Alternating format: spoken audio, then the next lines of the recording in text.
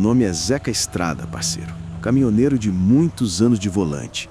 Desses que já cruzou o Pará de ponta a ponta, sentindo o cheiro da terra molhada, do mato fechado e do rio que parece nunca ter fim. E deixa eu te contar uma coisa logo de cara, olhando no fundo do teu olho aí do outro lado da tela. Tem estrada que não gosta de ser atravessada. E tem rio que não aceita desaforo de quem não é dali. Essa história começou numa entrega simples. Pelo menos era o que eu pensava. Eu vinha descendo carga pela região do Baixo Amazonas, passando perto de uma cidade pequena, daquelas onde o tempo anda devagar e todo mundo se conhece pelo apelido. Era fim de tarde, o céu pesado, daquele cinza que parece que vai despencar água a qualquer momento. Parei o caminhão num posto velho de beira de estrada, mais para esticar as pernas e tomar um café ralo do que por necessidade. Foi ali que conheci o Manuel, ribeirinho de pele curtida de sol e olhar fundo, desses que parecem carregar mais coisa na cabeça do que contam. Ele estava sentado num banco de madeira, olhando para o nada, como se escutasse algo que mais ninguém ouvia. Puxei conversa, como o caminhoneiro sempre faz, e logo percebi que aquele homem tinha histórias que não cabiam em mesa de bar. Ele me disse que nasceu e cresceu às margens de um rio que o povo chamava de Rio das Almas, um braço antigo do Grande Amazonas. Falava com respeito, quase medo, como se o rio fosse gente. Disse que ali a água não é só caminho, é morada. Morada de coisa viva e de coisa que já devia ter ido embora. Enquanto a noite caía, Manuel começou a contar de uma madrugada fria de julho, quando o rio fica quieto demais e a neblina sobe da água como bicho vivo. Ele e um primo pescavam num barco pequeno, só os dois e o silêncio. Segundo ele, o silêncio era tão pesado que dava para escutar o próprio coração batendo. Foi quando a neblina veio, grossa, branca, fechando tudo, engolindo o barco como boca faminta. Manuel jurou para mim, com a mão tremendo no copo de café, que aquilo não era neblina comum. Era gelada, abafava a voz, fazia a gente se sentir pequeno. No meio daquele branco todo, eles ouviram o som de remo batendo na água, mas não tinha ninguém. O barco deles parou, como se tivesse sido grudado no rio, e uma voz que não era de gente sussurrou que eles estavam no caminho errado. Quando Manuel me contou isso, o vento soprou mais forte no posto, apagando uma das luzes. Eu senti um arrepio subir pelas costas, mas fiquei quieto, deixando ele falar. Disse que uma sombra enorme surgiu na neblina, sem forma certa, como um barco feito de escuridão. Depois disso, o rio cuspiu eles na margem, como quem perdoa, mas não esquece. No dia seguinte, segundo ele, apareceu um barco velho encalhado onde eles quase morreram. Dentro, só uma vela preta e um crânio de peixe furado nos olhos. Ninguém da região reconheceu aquele barco. E aí, parceiro, foi nesse ponto da conversa que eu percebi que aquela entrega não era só carga. Tinha coisa ali que eu ainda ia entender. E talvez me arrepender. Depois daquela conversa no posto, eu segui viagem. Mas a história do Manuel grudou em mim que nem barro em pneu de caminhão. A estrada parecia mais estreita, a mata mais fechada, e o rio acompanhava meu trajeto como um olho comprido me observando. Parei mais à frente, já de noite, num ponto onde os caminhoneiros costumam dormir, mas o sono não vinha. Toda vez que eu fechava o olho, lembrava da neblina engolindo o barco, da voz dizendo que eles estavam no caminho errado. No dia seguinte, precisei descarregar numa comunidade ribeirinha. Estrada de chão batido, buraco, lama e silêncio. Lá encontrei mais gente do rio. E, para minha surpresa, quando mencionei o nome do Manuel, ninguém estranhou. Pelo contrário, um senhor mais velho só balançou a cabeça e disse que aquele homem tinha sorte de ainda estar vivo.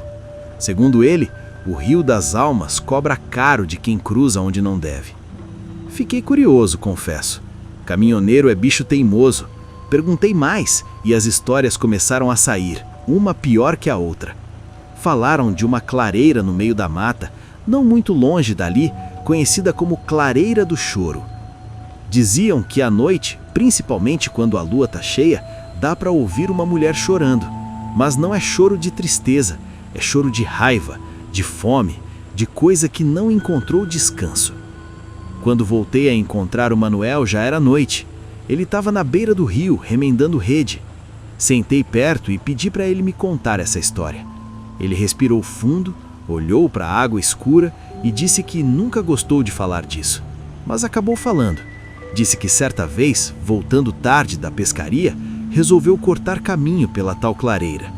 A lua iluminava tudo, claro demais para o gosto dele, e o silêncio era tão estranho que nem inseto se ouvia. Foi aí que o choro começou. Primeiro baixo, distante, depois mais perto, como se rodasse a clareira inteira. Manuel disse que sentiu as pernas fracas quando viu uma figura branca se mexendo entre as árvores. Uma mulher alta, cabelo comprido cobrindo o rosto, andando devagar, arrastando os pés na terra. Quando ela levantou a cabeça, ele percebeu que não tinha rosto, só vazio. Buracos escuros onde deveriam estar os olhos e a boca. A coisa começou a andar na direção dele cada vez mais rápido. Manuel correu. Correu como nunca tinha corrido, sentindo o choro colado nas costas, como se a floresta inteira estivesse atrás dele. Quando chegou em casa, trancou tudo e ficou acordado até o sol nascer. No outro dia, um vizinho confirmou: aquela era a mulher do choro, alma penada de alguém que morreu de forma errada e agora procura companhia. Aquilo tudo foi me deixando inquieto, mas a história não parou aí. Manuel ainda contou de um peixe que falava, um peixe grande, com olhos quase humanos, que pediu para ser solto. Disse que o pai dele explicou que aquilo era espírito antigo do rio, guardião das águas. Se ele tivesse ficado com o peixe, teria amaldiçoado a família inteira. Enquanto ele falava, a água do rio se mexia devagar, mesmo sem vento, e eu comecei a entender que ali nada era só lenda. Cada história parecia ligada à outra, como se o rio guardasse tudo. Mas o pior ainda estava por vir. Manuel respirou fundo e disse que existiam noites em que o rio mostrava a fome de verdade. E quando ele disse isso, o céu escureceu de vez, e eu tive certeza de que aquela conversa estava longe de acabar. Manuel ficou em silêncio por alguns segundos, olhando fixo para a correnteza escura, como se tivesse medo do rio ouvir o que vinha a seguir. Quando voltou a falar, a voz saiu mais baixa, pesada. Ele disse que tinha coisa que o povo da beira do rio só comenta em sussurro, porque falar alto é chamar atenção demais. E o rio, segundo ele, escuta. Foi então que ele me contou sobre a noite sem lua. Uma dessas noites em que o céu fica fechado, preto como breu, e a água parece um espelho morto. Ele estava pescando com um amigo antigo, o Tonho, homem acostumado com o rio desde menino. Nada assustava aquele sujeito, nada, até aquela madrugada. Segundo Manuel, a água começou a se mexer sozinha, como se alguma coisa grande tivesse nadando por baixo. Primeiro veio o redemoinho, depois o silêncio absoluto. Em seguida, uma mão surgiu fora d'água, branca demais, fina demais, com dedos longos que não pareciam de gente viva. Depois outra mão, e então um rosto emergiu, humano só de longe, com olhos negros e uma boca cheia de dentes afiados demais. A criatura falou com uma voz que parecia borbulhar junto com a água. Disse que queria sangue. O Tonho tentou remar, mas o barco não saía do lugar. A coisa segurou a borda com força e começou a puxar, como se quisesse virar tudo. Manuel tentou acertar com o remo, mas era como bater em fumaça molhada. Não machucava, não afastava. Ele disse que naquele momento sentiu que ia morrer, que o rio tinha escolhido eles. Foi quando uma luz apareceu na margem. Uma velha conhecida da região, mulher de rezas antigas e palavras estranhas, começou a gritar numa língua que Manuel nunca tinha ouvido. A criatura largou o barco e afundou rápido, deixando a água agitada e um cheiro frio no ar. Depois disso, Manuel nunca mais pescou em noite sem lua. Mas o trauma não parou ali. Ele ainda me contou sobre o trecho do rio conhecido como Cemitério Flutuante. Um lugar que ninguém gosta de atravessar, principalmente em noite de chuva forte. Dizem que barcos velhos aparecem do nada, cheios de corpos, seguindo a correnteza como procissão de morto. Manuel viu um desses barcos. Disse que os corpos pareciam dormir, vestidos com roupas antigas, sem cheiro de podridão. Mas um deles se mexeu, levantou a cabeça e falou que aquele era o caminho deles, não dos vivos. O barco começou a seguir o dele, mesmo contra a correnteza. A chuva apertou, uma onda virou tudo e Manuel caiu na água. Quando conseguiu se agarrar a um tronco e subir de novo, o barco fantasma tinha sumido. Só o rio, a chuva e o medo ficaram. Quando ele terminou essa parte da história, eu percebi que minhas mãos estavam suando. O vento ficou mais frio e o rio parecia mais escuro do que antes. Ali, parceiro, eu senti que estava perto demais de coisas que não gostam de ser lembradas.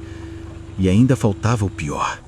Depois que Manuel terminou de falar, a noite ficou pesada demais. Não era só medo, era aquela sensação de estar no lugar errado, na hora errada. Eu me despedi dele ainda antes do sol nascer. Liguei o caminhão e saí dali sem olhar para trás. Mas o rio me acompanhou por um bom trecho da estrada, escuro, silencioso, como se estivesse me seguindo. Na última curva, antes de pegar o asfalto de verdade, vi algo que me fez parar. Uma neblina fina subia da água, bem parecida com a que Manuel tinha descrito. No meio dela, por poucos segundos, e eu juro, vi a silhueta de um barco antigo, parado, sem ninguém. Pisquei o olho e não tinha mais nada. O rio estava calmo, como se nunca tivesse acontecido coisa alguma. Segui viagem com o coração acelerado, pensando em tudo que tinha ouvido. Pensei no peixe que falava, na mulher do choro, nos vampiros de água, no cemitério flutuante. Histórias diferentes, mas todas ligadas pela mesma coisa: o rio. Não como cenário, mas como dono. Dono das margens, das almas e dos caminhos invisíveis. Cheguei ao destino da entrega ainda de manhã, mas levei dias para tirar aquilo da cabeça. Conversei com outros caminhoneiros depois, em outros postos, em outras estradas. Alguns riram, outros ficaram sérios demais. Um deles só disse que no Pará tem lugar que não aceita passagem, só tolera. E quando tolera, cobra. Hoje, sempre que passo perto de Rio Grande, principalmente em noites sem lua, eu diminuo a velocidade. Não buzino, não jogo nada pela janela, não faço graça. Pode parecer bobagem para quem vive no asfalto, mas quem vive de estrada aprende a respeitar o que não entende. Porque o medo, parceiro, não vem do que aparece, vem do que observa em silêncio. E tem coisa nesse mundo que não precisa de olhos para enxergar a gente. Se você chegou até aqui, me diz nos comentários se você acredita que existem lugares que têm vontade própria. Se já ouviu história parecida ou se acha que isso tudo é só conversa de beira de estrada. Se inscreve no canal para não perder as próximas histórias, porque Estrada Longa sempre guarda mais um cauzinho que arrepia. E se você quiser continuar nessa viagem comigo, assiste também o último roteiro que eu contei aqui no canal, chamado O Rio que Não Gosta de Estranhos. Porque às vezes a estrada muda, mas o terror segue junto no banco do carona.